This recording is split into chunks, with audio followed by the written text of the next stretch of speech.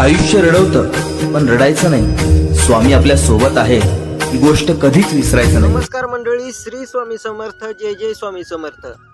स्वामी समर्थ महाराजांचा एक अप्रतिम असा अनुभव आजच्या व्हिडिओमधून तुम्हाला ऐकायला भेटणार आहे. श्री स्वामी समर्थ महाराज म्हणजे ना केवळ संत आहेत, ना महंत आहेत, तर स्वामी म्हणजे साक्षात दत्त स्वरूप समर्थरूपी भगवंत आहेत. स्वामी म्हणतात, भिवू नकोस, मी तुझ्या पाठीशी आहे.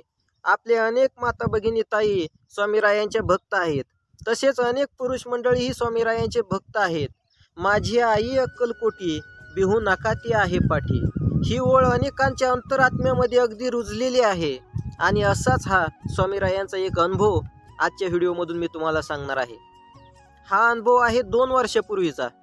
आणि 2 वर्षापूर्वी होता कोरोनाचा काळ. आणि त्यावेळी मी MSCB मध्ये अप्रेंटिसशिप म्हणून कामाला होतो. थोडक्यातच सांगायचं काय तर वायरमनचं काम. आणि वायरमनचं काम किती धोक्याचं आहे हे सगळ्यांना माहीत आहे. कारण खांबावर चढलेला माणूस जोपर्यंत खाली उतरत नाही तोपर्यंत तो जिवंत आहे असं समजायचं नाही. खांबावर चढलेला माणूस कधी वरच्यावर ढगात निघून जाईल काही सांगता येत नाही. आणि तेच काम मी 2 वर्षापूर्वी करीत होतो. आणि त्यावेळी मला एक ठिकाणावरून फोन आला की हायवेच्या बाजूला एक मोठा ढाबा चालू आहे आणि त्या ढाब्यावरती मीटर बसवायचं आहे. मी म्हटलं ठीक आहे, 1 तास ते 1.5 तासामध्ये येतो. त्यांनी लोकेशन वगैरे टाकलं, पत्ता वगैरे सांगितला. तर 1-1.5 तासानंतर मी तिथं गेलो. मोठा हायवे आहे, पुणे सोलापूर हायवे. आणि त्या हायवेच्या बाजूला नवीन ढाब्याचं बांधकाम सुरू होतं. मी त्या ठिकाणी गेलो आणि मला ज्या नंबरवरती फोन आलता त्या नंबरवरती मी फोन लावला. त्यांनी सांगितलेल्या ठिकाणी जाऊन तिथून फोन लावला. 3-4 वेळा फोन लावला परंतु त्यांनी काय फोन उचलला नाही. म्हटलं ठीक आहे, असतील आतमध्ये. मी गेलो तिथं ढाब्याच्या पुढं सावलीला थांबलो थोड्या वेळ. आणि तिथं थांबल्यानंतर आतमधून एक माणूस बाहेर आला.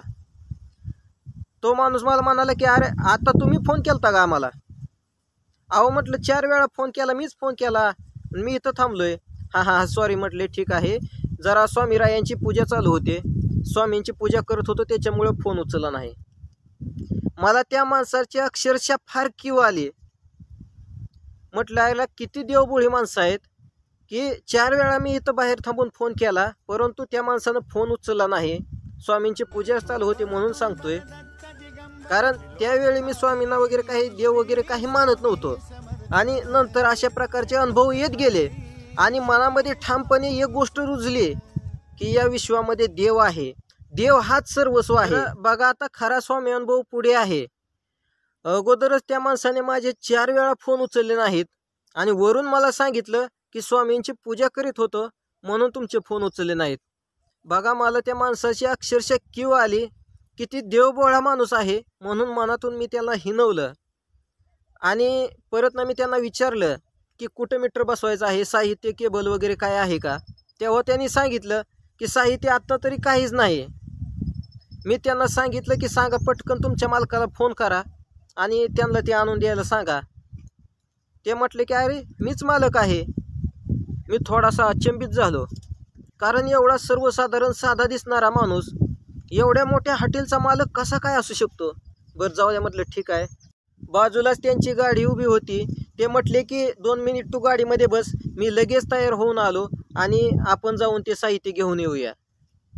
मला अक्षरशः मनामधून मी चाचपटलो की एवढा साधा माणूस आणि याच्याकडे एवढी हायफाय भारीतली गाडी.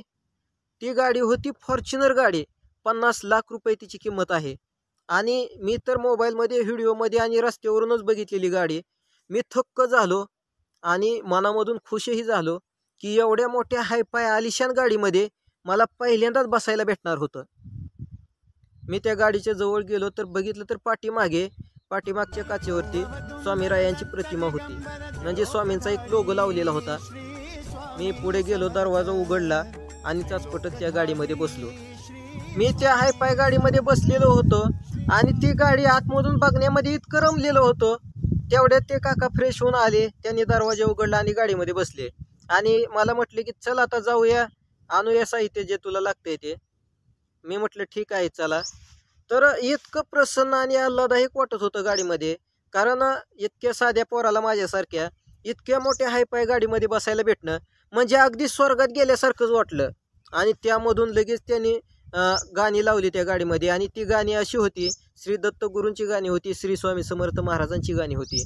श्री स्वामी समर्थ महाराजांचा तारका मंत्र होता, हरिओम श्री स्वामी समर्थ म्हणा, हा जन्म नाही पुन्हा. आणि दुसरे गाणं आहे, मागाशी मी सुरुवातीला म्हटलो की माझी आई अक्कलकोटी, बिहू नका ती आहे पाटी. इतकं आल्हादायक गाणं होतं. समोर स्वामींची मूर्ती होती, मूर्तीच्या बाजूला अगरबत्त्या तेवत होत्या, आणि त्या अगरबत्त्याचा सुगंध अगदी म्हणजे पूर्ण मला असं भान हरपल्यासारखं झालं, अगदी स्वर्गातच गेल्यासारखं झालं. आणि स्वामींची ती गाणी वगैरे ऐकत ऐकत आम्ही निघालो. गाडी वेग पकडत होते, आरशामधून मी बघायचो, आणि त्या गाडीला अशी पुढे सिस्टीम असते बघा, एक अशी स्क्रीन असते, आणि त्याच्यामध्ये पाठीमागच्या गाड्या, आपण रेग्युलर गाड्याला बघतो की आपल्याला काचेमधून पुढचं दिसतं, परंतु त्या गाडीमधून पाठीमागचंही दिसत होतं. लगेच आम्ही तिथे त्या इलेक्ट्रिकलच्या दुकानामध्ये पोहोचलो, आणि मीटर बसवण्यासाठी लागणारं सगळं साहित्य घेतलं, केबल, स्क्रू, खिळे वगैरे सगळं साहित्य घेतलं, आणि आता आम्ही परत माघारी फिरलो. आणि माघारी येत असताना न राहून त्या माणसाला मी विचारलं, म्हटलं काका, अक्कलकोटला स्वामी समर्थांना वगैरे जात असता का? तेव्हा त्यांनी मला सांगितलं की अरे, हे सगळं काही वैभव आहे, या मागचं रहस्य तर स्वामी समर्थच आहेत.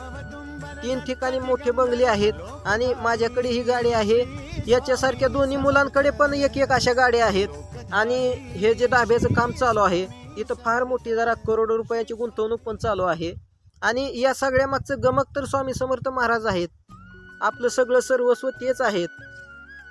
मला धक्का बसला की सुरुवातीला मी मनामधून त्या माणसाला हिनवलं होतं की यायला किती देवभोळा माणूस आहे, परंतु मला हा एक अनुभव आला होता, ही एक प्रचिती त्यावेळी आलेली होती. अशक्य ही शक्य करतील स्वामी, हे वाक्य फक्त मी ऐकलेलं होतं, परंतु त्या प्रसंगातून अशक्य ही शक्य करतील स्वामी, या स्वामींच्या वाक्याचा मला साक्षात्कार झालेला होता. त्या माणसाने मला त्यांची सगळी जुनी परिस्थिती सांगितली, लहानपणीच्या हालापेष्टा सांगितल्या, अगदी 2 वेळचं अन्नही पोटाला भेटणार नाही अशी गरिबी, आणि यामध्येच स्वामींची अशी कृपा झाली, स्वामींवरती त्यांनी विश्वास ठेवला. आपली नियत शुद्ध असेल, आपलं कष्ट प्रामाणिक असेल, आणि देवावरची श्रद्धा पवित्र असेल, तर स्वामी आपल्याला काहीच कमी पडू देत नाहीत. हे एक अनमोल वाक्य त्या व्यक्तीनं त्यावेळी मला सांगितलेलं, आणि ते माझ्या अजूनही लक्षात आहे. आणि हे वाक्य आपण अवलंबलं पाहिजे. आपली नियत शुद्ध असली पाहिजे, आपलं कष्ट प्रामाणिक असलं पाहिजे, आणि स्वामींवरची श्रद्धा आपली पवित्र असली पाहिजे. आपल्या जीवनामध्ये काहीच कमी पडत नाही. स्वामी म्हणजे कोण आहेत हे व्हिडिओच्या सुरुवातीलाच मी तुम्हाला सांगितलेलं आहे. स्वामी म्हणजे ना केवळ संत आहेत, स्वामी म्हणजे ना केवळ कोणी महंत आहेत, तर स्वामी म्हणजे साक्षात दत्त स्वरूप समर्थ रूपी भगवंत आहेत. अवदुंबर दत्त दिगंबर त्रिलोकधारी श्री स्वामी समर्थ, त्रिलोकधारी श्री स्वामी समर्थ, श्री स्वामी समर्थ.